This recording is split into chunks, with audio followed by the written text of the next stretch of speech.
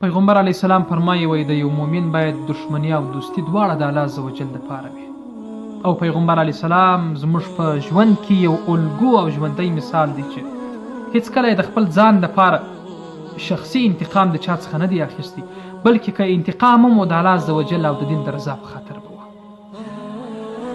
موږ په ټولنه کې څونه بدبینۍ لرو، څونه مشکلات لرو، کم یو کسر مو رایستل دی چې په دې کې دین او الله رب العزت ته هغه نقطه مواجه کېږي چې په اړه باندې یو مسلمان سره نه مناسبه. موږ څونه عقدې پالو. آیا زموږ یوه دښمني د الله تعالی د رضا دپاره موږ کړې ده؟ یوه دوستي مو د یو چا سره مطلق د الله تعالی د رضا دپاره کړې ده؟ پس که چیرې ښه مادیات او ښه پیسې او ښه اشیا نه ته په لاس راتلل، بهترین دوست مو دی. که مو چیرې د خیر او ښېګڼې توقع پکښې کمه وه، تر ټولو مو غټ دښمن دی. او پر هر ځای او هر ځای چې کښېنستلو بیا به بستانکیو په نو ته نه پېژنې، د ده په اړه نو زما څه پوښتنه مه کوه. هغه بیا علیحده د غیبت او د ګمان او د حدس موضوع ده چې هغه ځان ته ګناه او عذاب یې شته.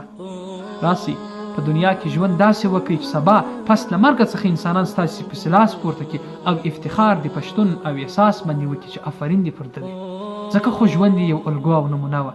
موږ له ځوانه ونیسه تر زاړه پورې، له زاړه څخه تر سپین سرې، ټول په کم حالت کې راګیر یو. څه کوو لا څه غواړو؟ په داسې حال کې چې د انسان څخه د ژوند د ذرې ذرې په اړه پوښتنه کېږي او دې حسابوي ته موږ هېڅ فکر نه دی کړی چې آیا آماده یو که نه یو. خدای تعالی دې مو د نیکو اعمالو توفیق راکړي. السلام علیکم ورحمة الله.